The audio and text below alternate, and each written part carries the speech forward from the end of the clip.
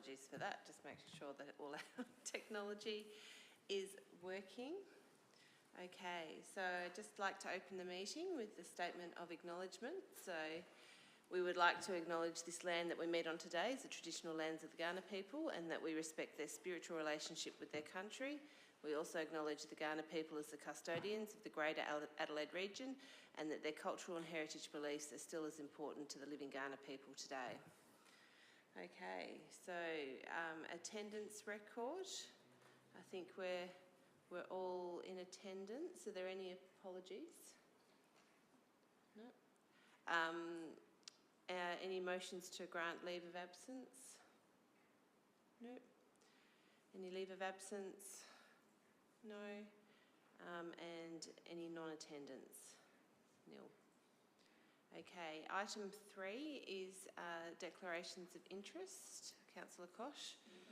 I'll be declaring a material interest in item 11.1 in the long-term financial plan, and I'll explain my reasons when we get to that item. Thank you. Okay. So item 4 is the confirmation of minutes. We just need to update that date, because when was our last meeting? I think it was the 4th of July. 4th of July, I think it's meant to be.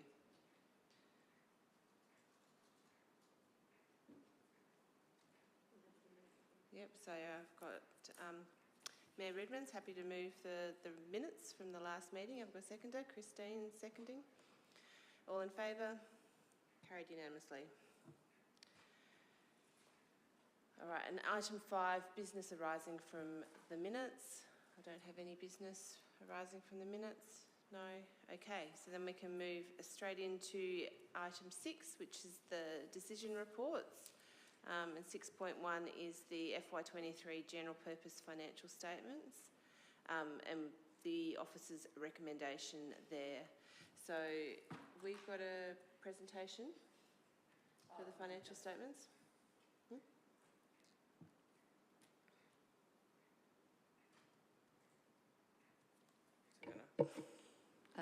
No, so I'll just take the report as read and happy to take any questions that the committee may have.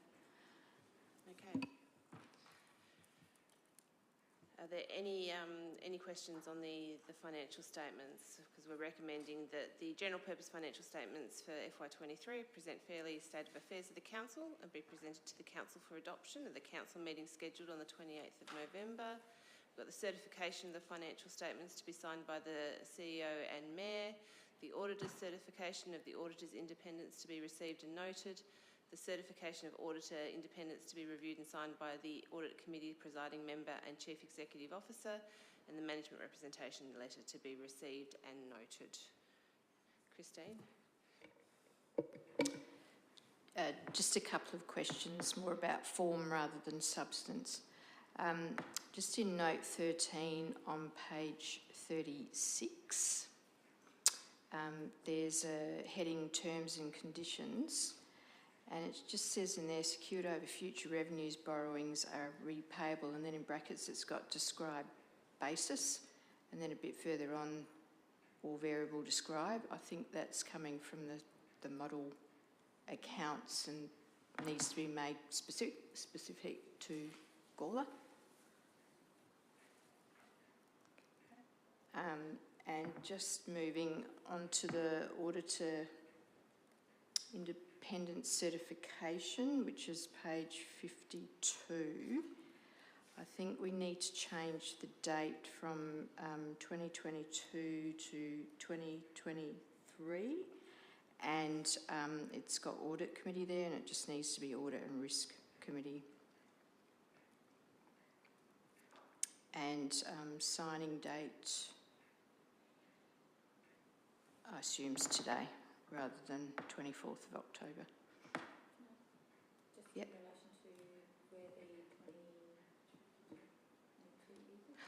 Yep, so I'm on page 52 of the pack. Is that 52 of the pack or 52 of the financial statements? Is it in the... I mean attachments, sorry, page 52 of the attachments. Yep. certification of auditor independence, and the sentence talks about for the year ended 22, just need to change it.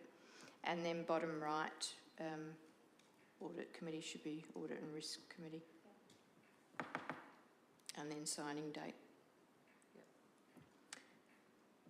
And then just put a T in my surname as well. Oh yeah, sorry, missed that one. That was my in-depth comments on the accounts. That's all you found, Christine? Yeah. Okay, well done. All right. No, very well done. Any other questions or comments on the financial statements before we move? Peter? Yep, thank you, Chair. Just a question in relation to the Gawler East Link Road. When that is, has that been recognised by council yet, or is it something that's going to be recognised in the future? I can't.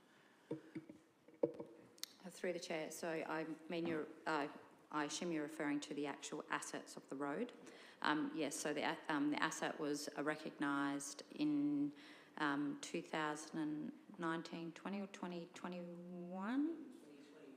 2021, and this year effectively, so my understanding is that that was actually taken up as cost, and then effectively the componentisation of the Gawler East Link Road was actually processed through from an asset system perspective this financial year. You might recall at the time. Let's pop your mic on.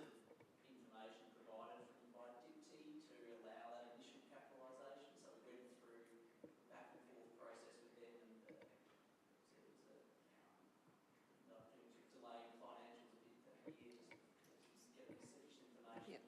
And then we got an initial recognition, and it was the year after that where the componentisation information was compiled, so it came through, so there was sufficient detail added. Oh, sorry, Mayor Redmond, did you have a comment?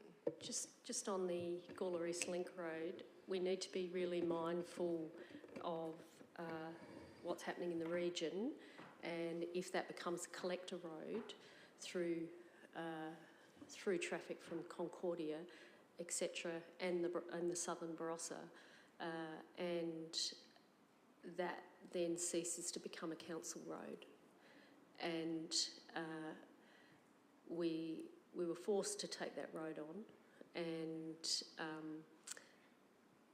you're right, there wasn't a lot of information around. They just said, you will take this road on, and I think that given the structure of the road, which is less than ideal, it will break down. It will break down within 10 years, and because there's lots of trucks going on there, and they all go over the speed limit. And I know that the speed limit's being reviewed.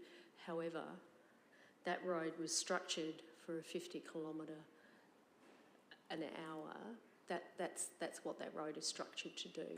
So with what's happening in the region, we need to be mindful of the pressure on that road, and if there's too much traffic coming from outside, then it ceases to become a council road, and there needs to be a review of that road in regard to the state government. Thank you. Peter?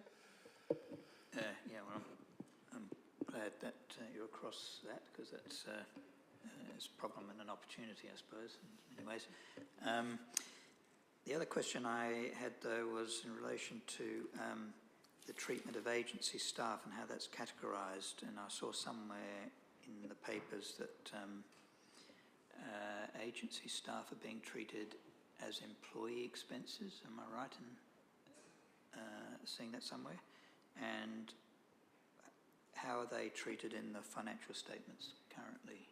I guess is my current question. Yep.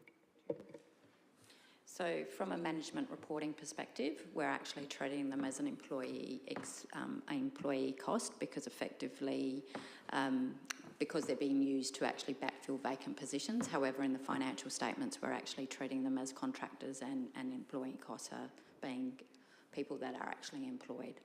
So it's just really for a management reporting perspective. So rather than from that perspective, continually explain the reason why the variance is in relation to employee expenses and why contractors are up from a management reporting, because we're using those agency staff to backfill vacant positions. In terms of management reporting to council and so on, and to the audit committee, are they being treated as employee costs at that level, or is it were you doing a change before it actually reaches audit committee, for example?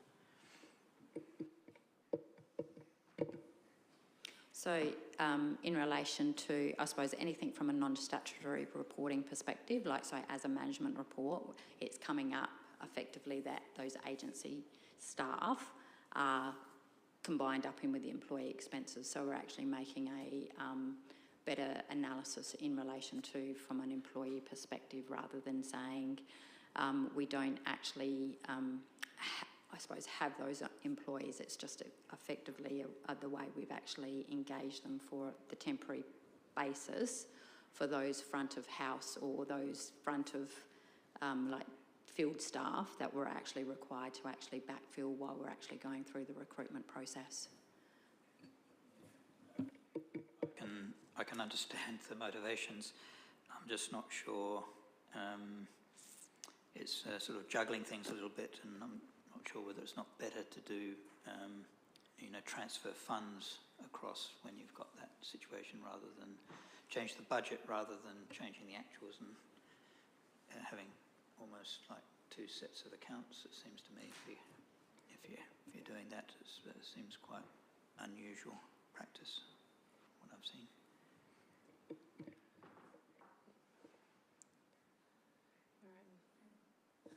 Noted. Any other questions? No? All right, so do I have a mover for the officer's recommendation as stated? Christine's the mover. Have a seconder?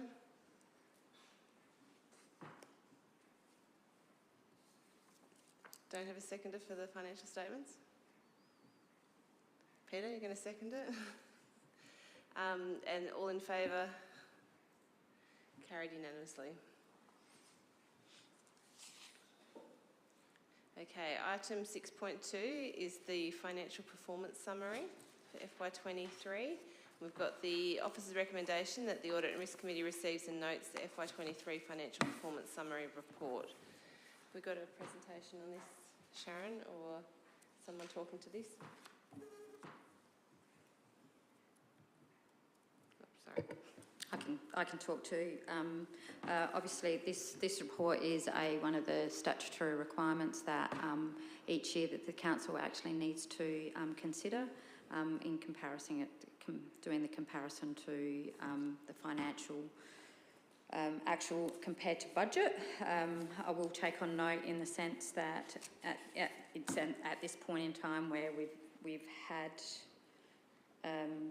In relation to that question that was raised by Peter just previously. So in this situation, we would have actually made that, included that as a comparable, but we've effectively, you're still comparing apples with apples from a totals perspective, but take that on notice about the fact of how we're actually including those agency costs when we're actually making that comparison.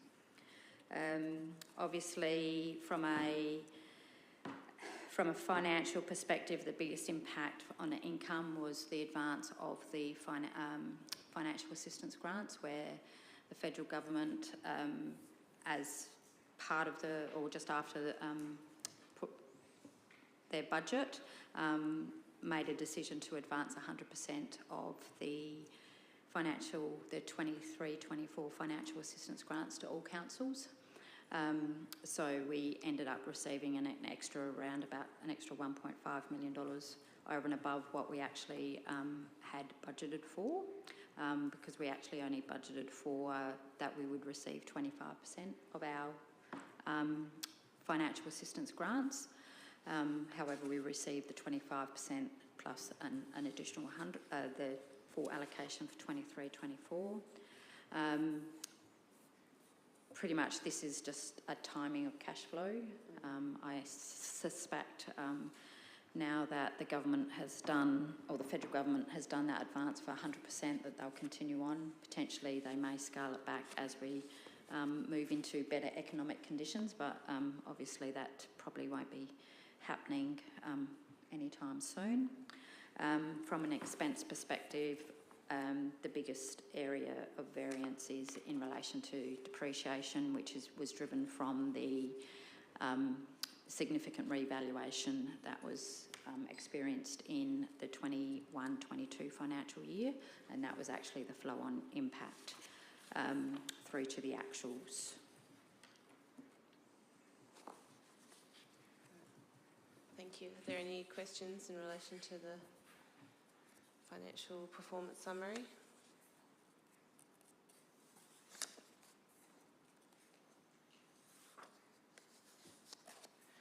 I would just like, I suppose, a question or a statement that I would just like to make is the two operating ratio, or the ratios that are currently outside the target, being the operating ratio and the asset renewal funding ratio. I'm wondering if management has any comment on what the council is doing in order to, bring those ratios back into line.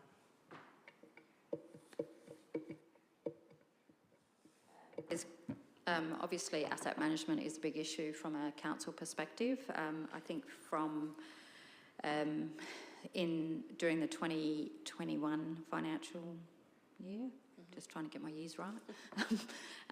Obviously, there was, coming out of post-COVID, the COVID period, there was a lot of delays in delivery of capital works program, one from a supplier perspective, but also from a staffing perspective. So a lot of that spend that was actually undertaken this year was carryover from works that was not completed in previous years. So it's probably a bit more of a timing issue at this point in time.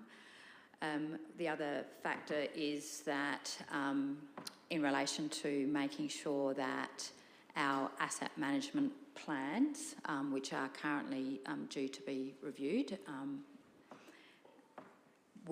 are better reflecting on the asset spend required, and then making sure that the budget probably reflects that asset spend as well. So there's a couple of issues around that. So one, I think this year its majority is just basically timing, and then again potentially what's included in the budget compared to what's actually in the asset management plans as well from a budget perspective. Yep. Mayor Redmond. So looking at the table 7 on page 17, we've got minus 2.27%. We've got a 73.77%, and we've got asset renewal funding ratio of 143%, whereas the target is 90 to 100%. So I still haven't got an understanding of how you're going to improve these financial indicators.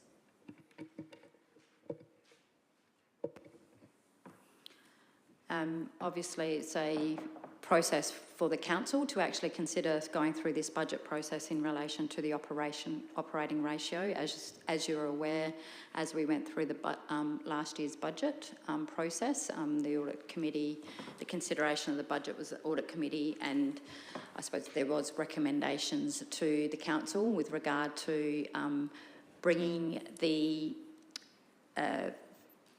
operations of the council back within in target or having an operating surplus position. Those recommendations were presented to the audit to the council. However, the council didn't necessarily adopt all the recommendations of the council. So, from a staffing perspective, it's going through this year's budget cycle again and reiterating to the council the financial position and that underlying operating ratio or operating deficit that the council's facing, and making and trying to make recommendations to actually address those issues, to address the structural, I suppose, the structural repair that's required from an operating perspective as well.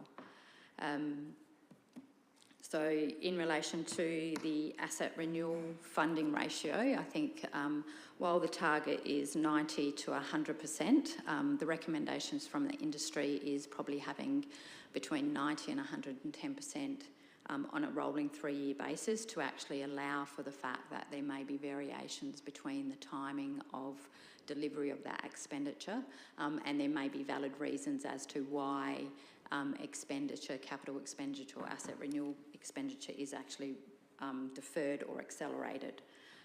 So that's one of those other things that effectively, from a making sure to bring that back into target, realistically it's making sure that the budget or the program that's actually developed is consistent with the asset management plan, and that we can actually deliver that program that's consistent with the forecasts that are set out in the asset management plan. Thanks, Sharon.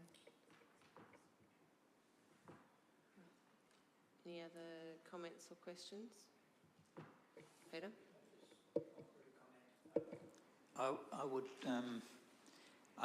personally, I believe targets should be targets and not varied because of timing factors that might occur, because the time of the expenditure might affect where you actually end up. So having a target that is from, say, 90 to 110 or something or other because of these factors means the target's not really a target.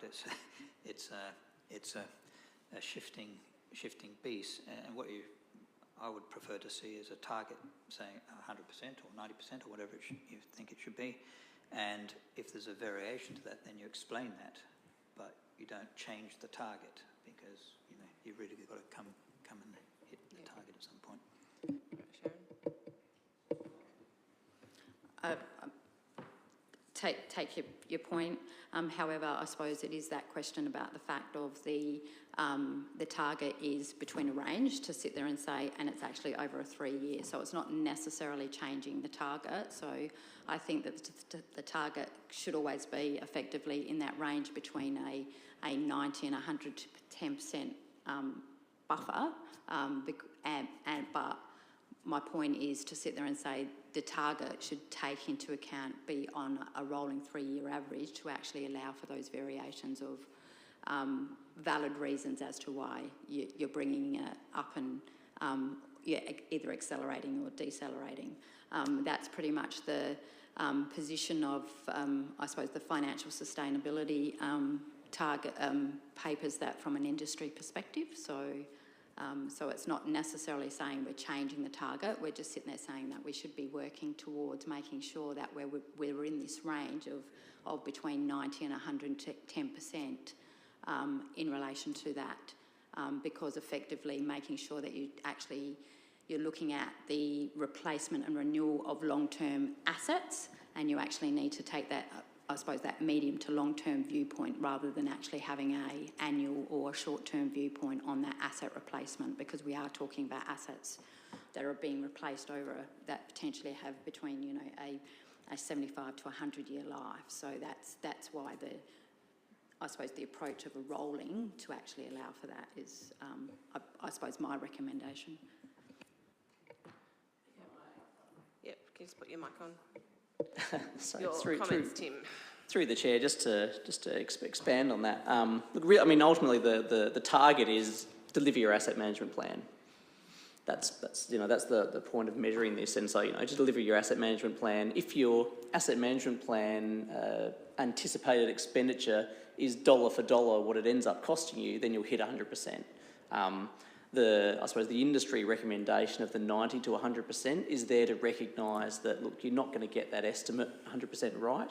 Even if you deliver every project in your asset management plan perfectly, it's probably still not going to sit at 100% just because of it's based on costing estimates that are inherently challenging. And there's also, there's going to be timing factors. So really it's about, and I guess that's why it's presented as a range and why it's sort of viewed over time. But ultimately it's the question of, are you delivering your asset management plan? Mm-hmm. And that's where, if you're delivering your asset management plan, then you should be fluctuating around that 100% mark pretty closely over the long term. And if you're not, then those sorts of peaks, like the 142%, should be explained and explainable, which I think they are in this instance. Mm-hmm. And of course, the more effort you put into continuously updating and improving your asset management plans, the more meaningful that measure is going to be. Because if your asset management plan is robust and reliable and reflects really what you want to do, then you can measure your achievement of that and your capacity and capability to deliver that plan against that target. Yeah, thanks, Tim. Are there any other questions or comments on this item? No? All happy? So do I have a mover for the financial performance summary, the officer's recommendation? Councillor Koch is moving it. Seconder is Christine. All in favour? Carried unanimously. Okay, 6.3 is the Treasury Management Performance Review for FY23. Have we got someone presenting on this item?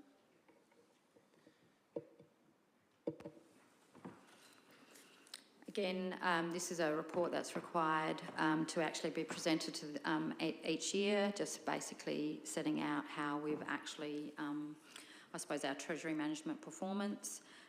Obviously, as the committee is aware, that we are actually operating off pretty much off CAD facilities. We have a number of CAD facilities in place. We have to the value of around $25 million. And then we have a few minor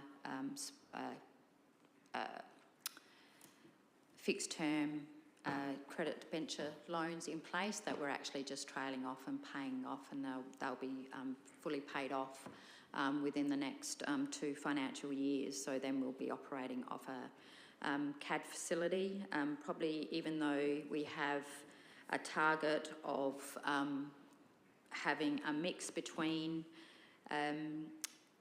credit foncier and cash advance facilities, pretty much at this point in time, from a financial perspective, we probably don't have the financial capacity to actually undertake any fixed interest loans because we're heavily reliant on the CAD or the overdraft facility. So it would actually put some extra pressure on our cash flow, which I don't think at this point in time we have the capacity to do.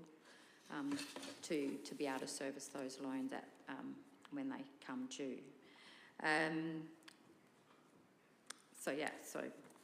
So obviously from an investment perspective, we've had very minimal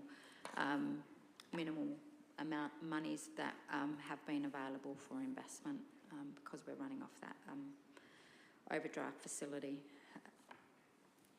Yep, thank you. Are there any questions, comments?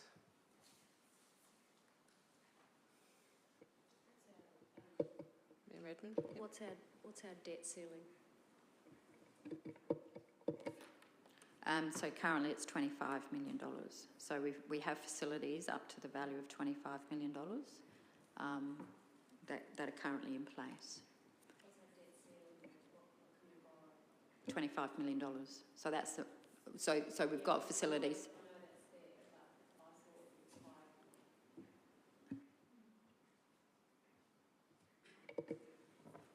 Currently, at the point, we have $25 million worth of facilities. So if we actually wanted to increase our facilities, we'd have to actually go to LGFA and take out additional facilities. So our debt ceiling at this point in time is $25 million. Given the current I suppose, the operating deficits and the current forecast of operating deficits through the long-term financial plan, I would sit there and say that we would be challenged to actually be able to increase those facilities without some significant conditions being attached to those facilities being, if they were provided to us. Right. Christine? Just wanted to make a comment, just thinking about reporting to council and our letter that we sent to council. We could pick up a couple of points from this paper, subject to maybe management fleshing it out a bit more. Just picking up on the point about there is a CAD facility available of 25.1 million, and you currently have debt of around 13 million, so that would be another 12 million-ish. I'd like to pick up on the point, maybe to get people to understand that that would be an absolute strain on this council's financials if you were to end up with a total borrowings of 24-point-something million. So I think that might be worth highlighting in a report somewhere, that even though you've got that facility available in theory, probably if you ran out some cash flow projections, it would clearly show that you actually can't afford to borrow another 12 million. And then the other point is there's a Treasury policy in place that talks about minimum fixed interest and variable interest components.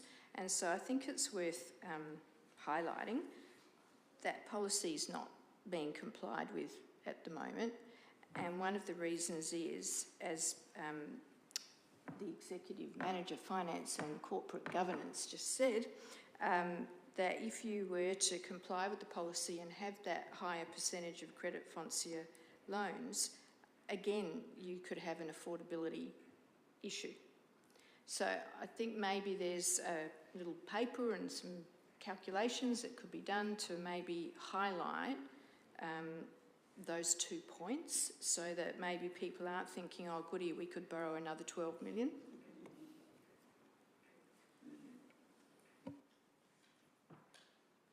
Thanks, Christine.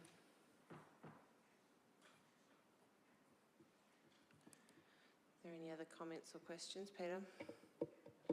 Just a comment, really. One thing I didn't really notice in the report was the the risk issue in terms of having a large amount in cash advance territory. No one can predict interest rates accurately, and you just need some geopolitical event and whatnot, and we'll be having much higher interest rates. And if we do have, I'm not saying it's going to happen, as it could equally go down as well as up, but if interest rates did go up, as they did today, of course, then the pressure is going to be on your financing costs as a result of having so much money on cash advance. And part of the reason that these kind of limits were put in place, or the suggestion that you have a balance in the portfolio, is that so you're not totally exposed one way or the other. And I think that probably needs to have some consideration in terms of what financing is done during this year or next year, in terms of how you sort of rebalance the relationship there. Thanks, Peter. Any other comments or questions? Just like to pose a question to the other independent members. As an action, should we present a paper to the next council meeting or attend the next council meeting in order? A number of valid points have been raised over the last, three items. Should there be a paper going up, or does it need to be more attendance in person to communicate our concerns prior to the financial statements being endorsed by council?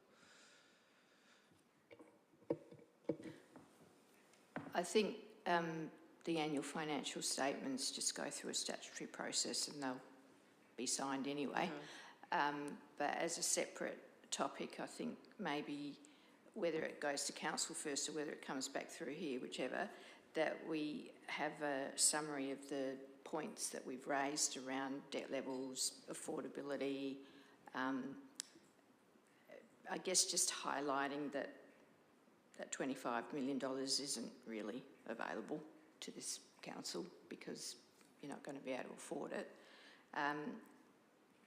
The breaching of the policy and, you know, supporting reasons why you've breached, but those reasons sort of highlight the affordability issue again. And then, as Peter said, the risk issue about having such a high proportion of variable interest. So I think at a minimum there needs to be a bit of a summary paper outlining all of that. I don't know whether we move some resolution tonight to note those points and perhaps request administration to flesh them out a bit more. That could then be used as a basis for a paper and probably an in-person presentation to council. Yep.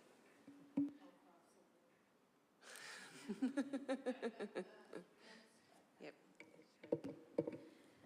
In relation to, I suppose, the financial capacity issue, I have been having discussions with the LGFA and have asked potentially for them to actually come and present to the council, as an information briefing session, just so they have a greater understanding of, I suppose, what LGFA look at in relation to when they're determining the financial sustainability of the council and determining when they actually advance monies to respective councils. I think it is a bit of I know that in the last probably 2 or 3 years, the LGFA have actually changed their approach to actually lending, whereas previously I think that they were a bit of an open checkbook, and there wasn't necessarily many checks and balances that were taken into account when considering loans to councils. So I think that that's probably a good thing from that perspective. So that is one of the considerations that are actually going to be taken, or information session earlier in the new year, as part of that whole process of when we're going through the budget and the long-term financial plan, because all these considerations need to be taken into account when we actually go through that review of the long-term financial plan as well. So, So maybe we as the Audit and Risk Committee could endorse or support the LGFA coming and doing that presentation. Yep. So do you want to include that in the recommendation? It sort of, we'll put it under the Treasury Management Performance Review. It sort of fits to the three. So if we can add that, Anna, and just say that the Audit and Risk Committee endorses a presentation by the LGFA to the elected members or to the council.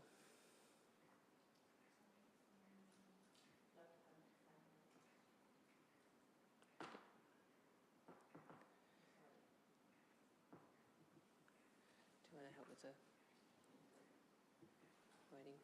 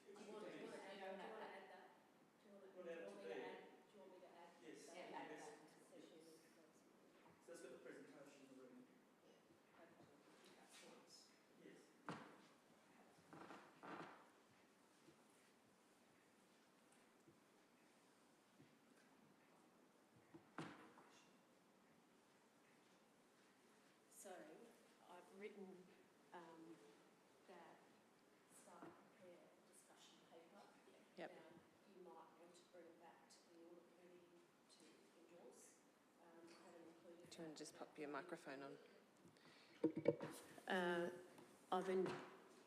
That staff prepare a discussion paper on, well, it's underneath, Anna.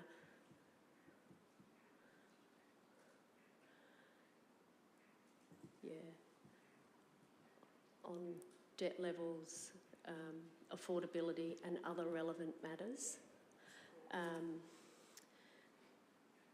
We could add a point that it comes back to the audit committee to be endorsed. Was our next meeting's... I didn't add that, Anna, but that could be added. That's okay. Endorses a recommendation of a presentation to council members from the Local Government Finance Authority. Oh, we've already got that as number 2. Just up there, council members from the local government, and that staff prepare a discussion paper on blah, and then a point 4 that it comes back to the audit committee for endorsement. I think it should come back here so that you can see. When's the next audit committee? Is that February. Feb, so we start the budget process soon.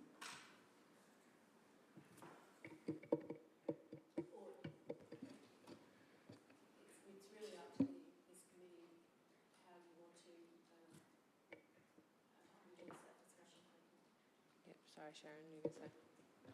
I think that the 4th of February, coming back to the 4th of February meeting probably fits in well with regard to, I suppose it's at the commencement of the budget process, because effectively, so while staff will commence the preparation of the budget this final year, but pretty much having that whole package, yes, we're commencing discussions regarding the long-term financial plan, but that's probably going to be more of a focus on this is where we're at, this is the issues that we actually need to address, more so than rather than actually having a full-blown answer before the 4th of May, because I think it will be quite a iterative process as we go through this in some back and forth.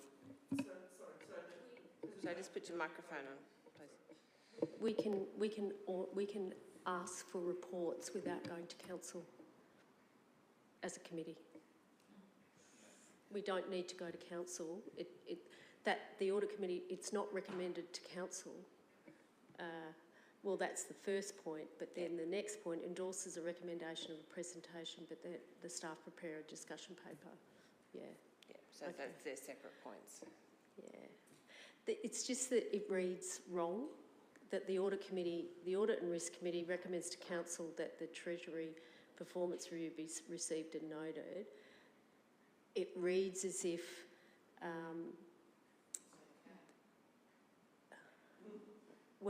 it reads as if all of it is going to council, and it's not. We can ask for a discussion paper. It may even be a separate recommendation. Councillor Kosh.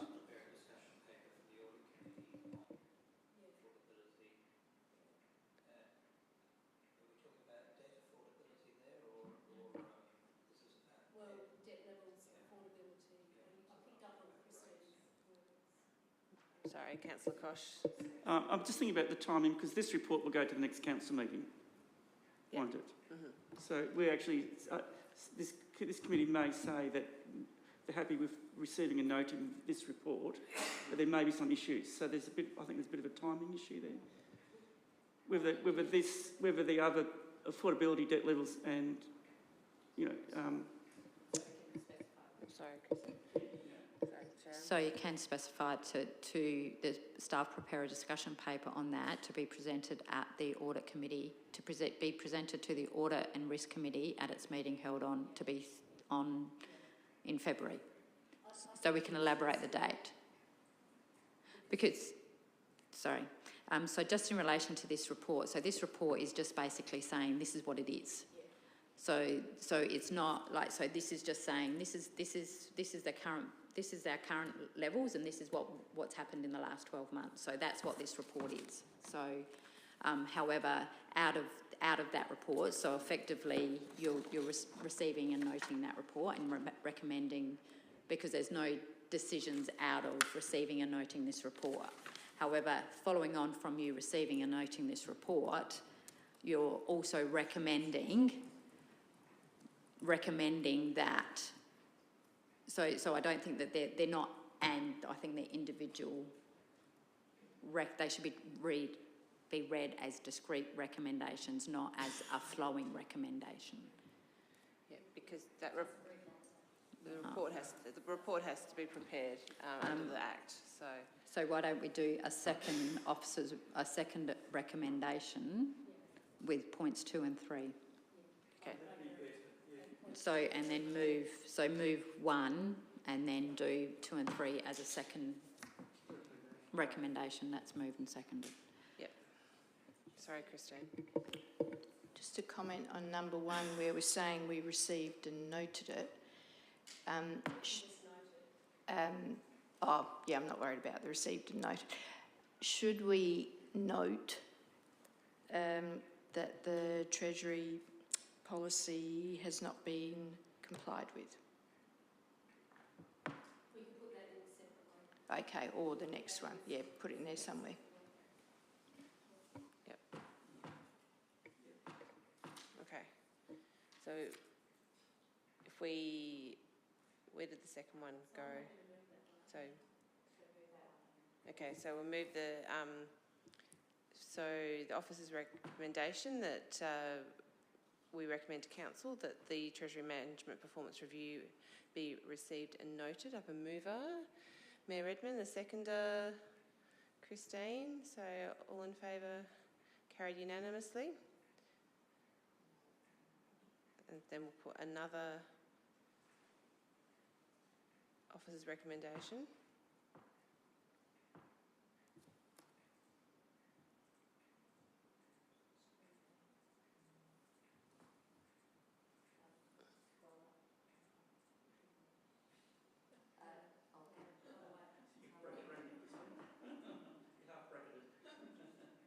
Yep, cool. We need the other bits in the second. Yes, sorry, I'm just trying to get a new resolution.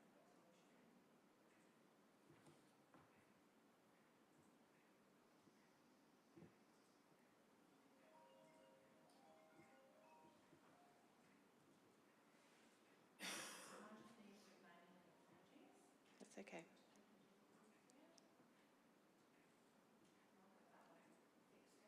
Yep.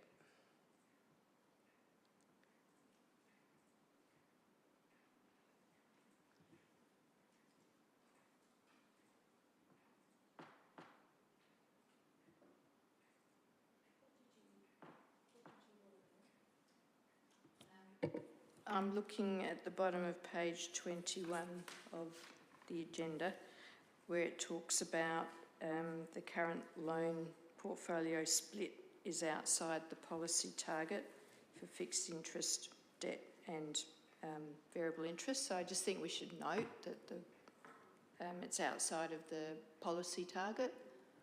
So that's a point 4.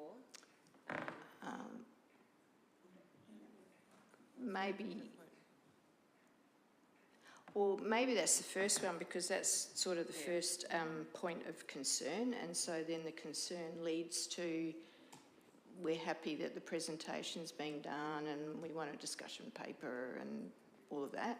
Yep, so just want to give the wording to Anna. Just that the Audit and Risk Committee notes that the current loan portfolio split between fixed and variable interest loans is outside the policy target. Does that make sense?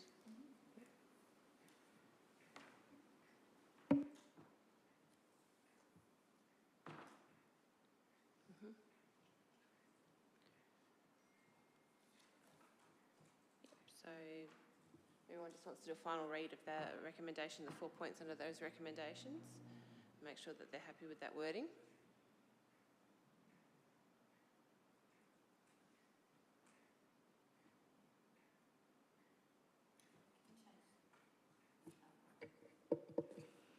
I don't know whether affordability is actually whether it's a serviceability effectively rather than affordability, serviceability of the outstanding borrowings.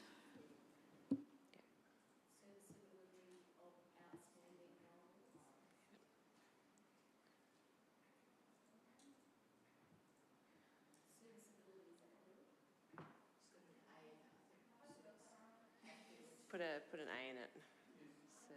Serviceability Then through a whole loans. of loans. Yep.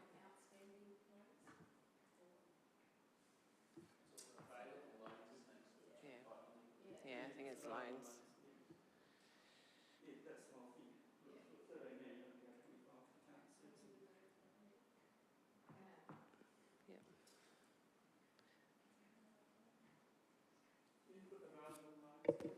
Yeah, because here we call it available CAD facilities of 25.1 million, so we could just call it that. Serviceability of available CAD facilities of 25.1 million.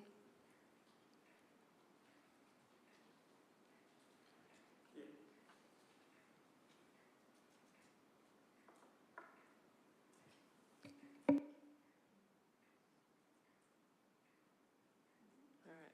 Everyone happy with that? Just put a little dollar sign in front of the 25. It's the auditor in me. Maybe we also want to know about the split between fixed and variable, especially as there's a policy that says it should be a certain percentage, and at the moment it's not. So we'd want to see some commentary around is the policy appropriate? And you'd probably well, I'm not going to write the paper for you, but you'd probably come back with something like, well, having that percentage, minimum 25% credit foncier would cause some issues. 25.1 million is a mix of fixed and cap. It's all cap. It's all cap. Oh, is it? That's- 25 million of fixed. Hang on, just can you pop your microphone on? So yes, the 25 million is the CAD facilities. So effectively, the loans, the outstanding balance, we've got 3 credit foncier loans that are actually outstanding for 1.7 million, which effectively will be, we're just basically paying them down. Admittedly, we're using the CAD facility to repay the loans, but, you know, because we've got no cash. So those fixed interest loans will actually be extinguished within soon. I can just tell you that now.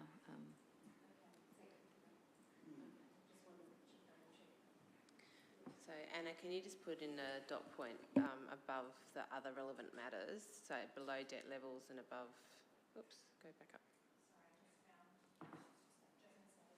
Oh. There you go, cool. So yeah, after debt levels, just put another dot point in saying, what do we say, mix of fixed and variable facilities.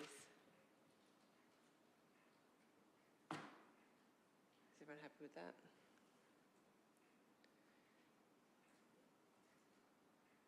Okay. All right, so we've got a new resolution. Have I got a mover? Oh, Christine's happy to move it, so you don't have to amend that. Have I got a seconder? Mayor Edmonds seconding, or all in favour? Carry unanimously. Okay. Item 6.4 is the regional subsidiaries, the annual financial statements for the year ended 30 June 23, and the recommendation that they be received and noted. Are there any comments, Sharon? I don't actually know if this committee has ever seen the financial statements or been presented the financial statements of regional subsidiaries in the past. However, in previous roles, given that the council is a constituent member of the regional subsidiaries, it's just basically, I consider it good governance that the financial statements be presented for the regional subsidiaries. So it's just realistically for a information report, just basically saying where those financial, those regional subsidiaries are from a financial perspective. And also talks about how much we're actually, I suppose we're reporting within our financials, their share of their operating surpluses and deficits going forward. And it's also a bit of an indicator, looking at this, as to sit there and see whether the council may be called upon to make any capital contributions in the future to those regional subsidiaries. Yep. Are there any questions? No? Everyone happy? So have I got a mover for the officer's recommendation? Mayor Redman, a seconder? Peter? All in favour? Carried unanimously. All right, item 6.5 is the first budget update for the FY24 financial year. Have I got a speaker for that? Keep going, on a roll. Yeah, obviously, so with the requirements that we have to actually do 3 budget updates during the year, so this is the first year. Given the early start of the year, the focus of this update has been essentially on making sure that the timing of the adopted budget reflects what we think is going to happen from a cash flow perspective, but also taking into account any carry forward projects from a capital and any recurrent projects or operating initiatives that will continue on that weren't considered as part of the adopted budget. And most of the changes that are recommended are just reflective of the fact that some operating or new initiatives have been carried forward because they were incomplete as at the end of 30th of June 2023. Are there any questions or comments on that? Peter? Yeah, thank you, Chair. I'm happy with what you're presenting in the report, but I guess, and I understand the nature of the requirement, legislative requirements and so on, but I find it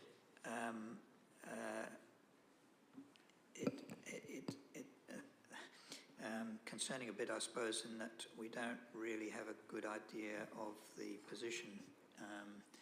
It's going to be left until when the half-yearly statement comes in, which is in February, before we have any, I guess, certainty about where we stand currently with the financial performance. And it seems to me that it would be useful to have something a little bit sooner than that.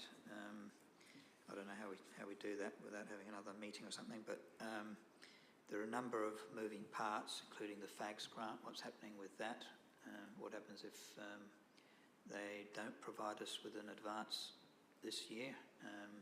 We've got a budget of $8 million or whatever in grants at the moment.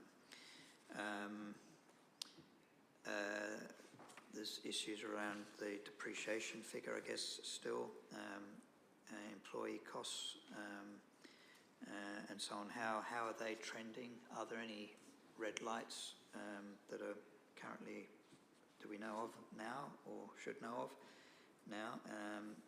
It just seems to me that with the council's flying a bit blind by leaving it until February, which means council gets it either late in February or maybe even March before they have any chance, and 3/4 of the year's gone.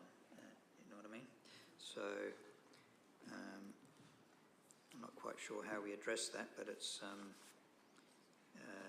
it seems to me that in this there should be some forecasting done, before Christmas. It seems to me before to determine whether we're on track and where the red lights are in terms of the forecasts for the year, because you've got no chance of adjusting when you're 3/4 of the way through the year when you find out. So I don't know if you've got any comments in relation to that. Sharon? I suppose we, yes, I know that there's an issue with depreciation which will cause a impact on the operating result. With regard to FAGs, I think history has shown that all in but 1 year, since 2009, the federal government has continued on with the advance. So yes, it does expose a risk from a cash flow perspective. However, given the primary purpose of those financial assistance grants and what the reasoning behind why they have been advancing for this next 12 months, I don't think that there's, from my judgment call on that, is that I don't think that the federal government will not advance the money, but it is a risk. However, I think that that's something that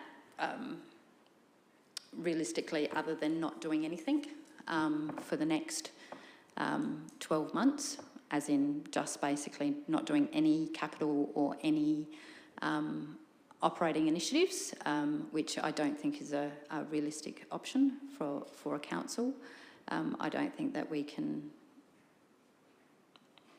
I probably wouldn't be recommending any adjustment with regard to that, but it is a risk to the council and all councils throughout Australia. So, and with respect to having any forecasts, so we do regular reporting through to the council with regard to how we're performing on the budget.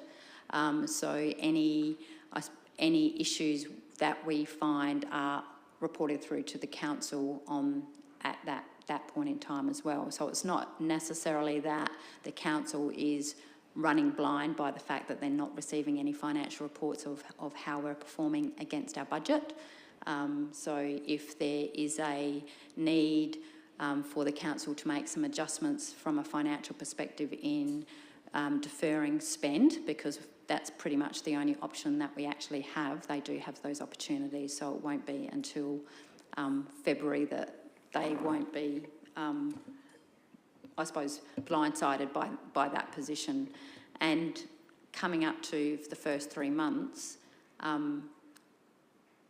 there's not necessarily a lot of the projects or anything like that potentially is going to go astray have actually commenced. So we're not necessarily having enough information at this point in time to actually say whether we're not going to achieve or any from an operating perspective, things are actually off track at this point in time. So, Mayor Edmund?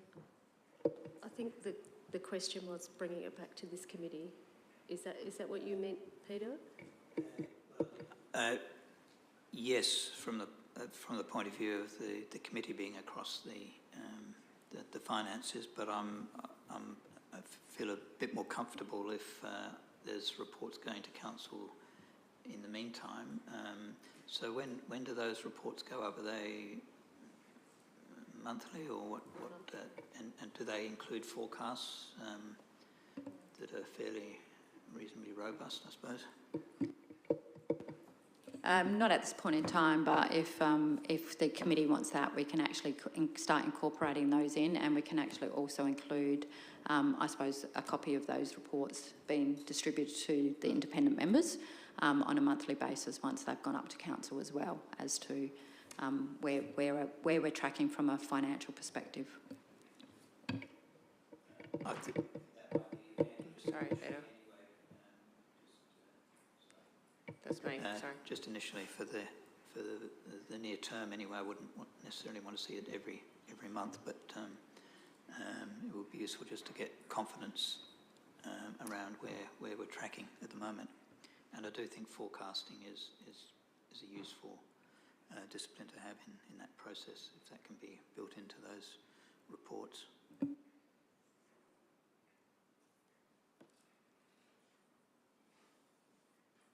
Yeah, so did you want that included in the recommendation, that the Audit and Risk Committee be provided with the monthly reports?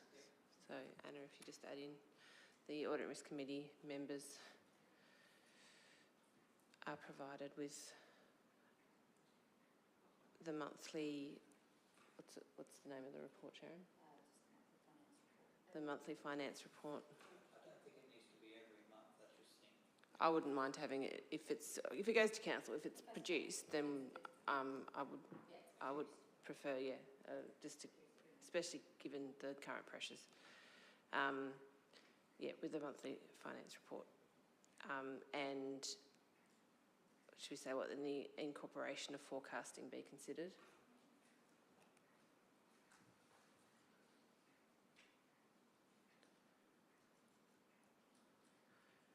Forecasting be considered, what to be included in the report?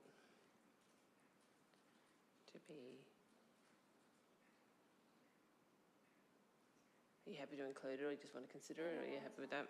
Okay, is everyone happy with that wording? Yep. All right. Excellent. So, were there any more questions or comments on item 6.5, the budget update? Everyone happy? Have I got a mover for that officer's recommendation? Peter's moving. Have I got a seconder? Christine seconding. All in favour? Carried unanimously. Oh, Tim, you're not going to see the end. Thank you for all of your work. Appreciate it. All right.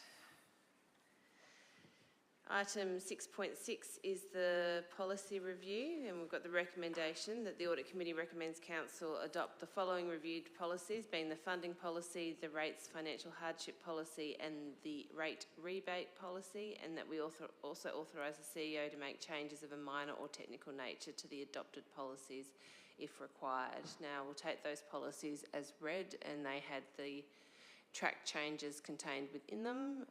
Was there any comments from management before we... I think the only comments that I'll make is in relation to the rate rebate policy, where we actually incorporated in that we should be actually undertaking an annual review of the organisations where we've provided discretionary rebates, just to ensure that they continue to meet the criteria upon which the rebate was granted, and also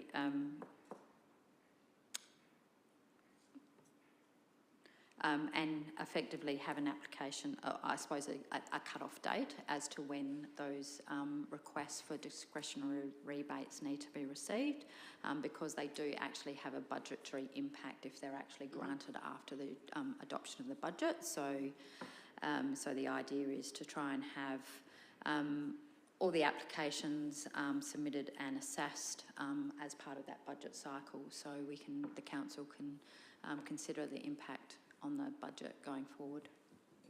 Yeah, no, that's a good idea. Are there any questions or comments on that item? Everyone happy to adopt the policies? Have I got a mover? Christine, a seconder? Peter, all in favour? Carry unanimously. Okay, then we move on to item 7, the information reports. The first one being the risk management update. Nathan, did you want to provide comment on that? Yep. Thank you, Chair. So the risk management update, where we've identified our strategic corporate operational risks. Currently, hopefully by the end of next week, we will have control assessment done on the controls that are linked to the strategic risk register. This information will then allow us to provide more realistic residue risks of our strategic risks. That will then inform or assist in building the 3-year audit plan that Bentley's basically managing for us, basing on the control assessment. And then this information of the strategic risk register, the control library, and also the start of the 3-year audit plan will come back to the next workshop for a workshop with the Audit and Risk Committee in February.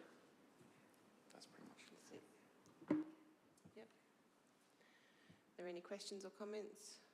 Everyone happy with that? I've got for the officer's recommendation that we receive and note the risk management update.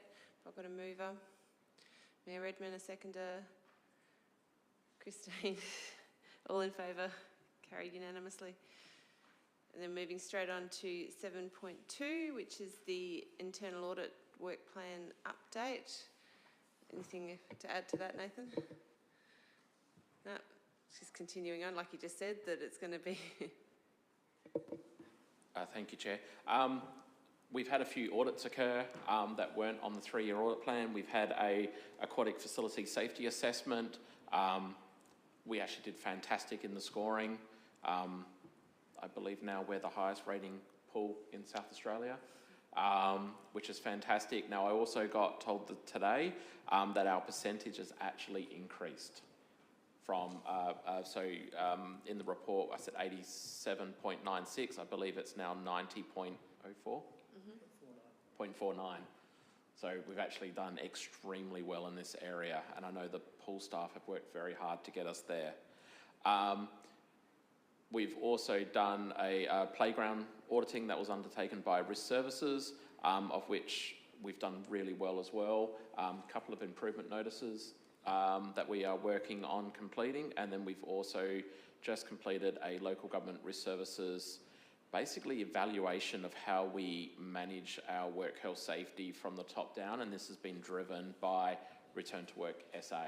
So we're waiting our final report on that, and that will be presented at the next committee meeting. Excellent. Thanks, Nathan. Are there any comments or questions? Christine? Just got a question on the aquatic facility safety assessment. First of all, congratulations on the excellent scores. But I was just wondering what could be done to improve the scores for the toddler and learning pools.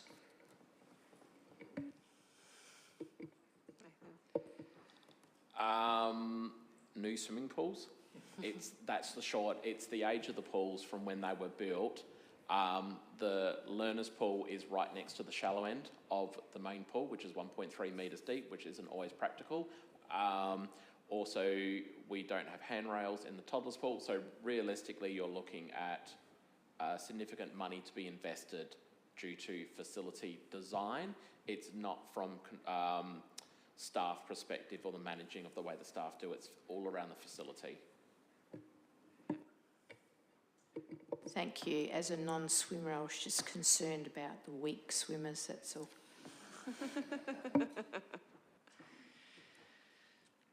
All right, are there any other questions or comments? No? Okay, so 7.2 is got the recommendation that we receive and note the internal audit work plan update and report. Have I got a mover? Christine, the seconder, Peter. All in favour? Carried unanimously. Item 7.3 is the insurance renewal. And we've got the recommendation that we note and receive the insurance renewal report. Have we got any questions or comments? You happy to move it? Is there any comments? I just had one question, and this you can take it on notice with the insurance is because I was thinking with the pools.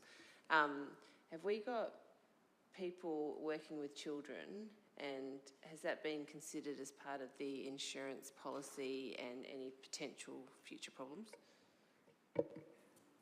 Yes, we do. So all staff members that are required to have working with children checks have that. That's part of our employment conditions from that perspective as well. So yeah. You're happy that's covered? Yep. If there was an incident that you'd be insured Yes. for it? Yeah, okay. Yep. All right.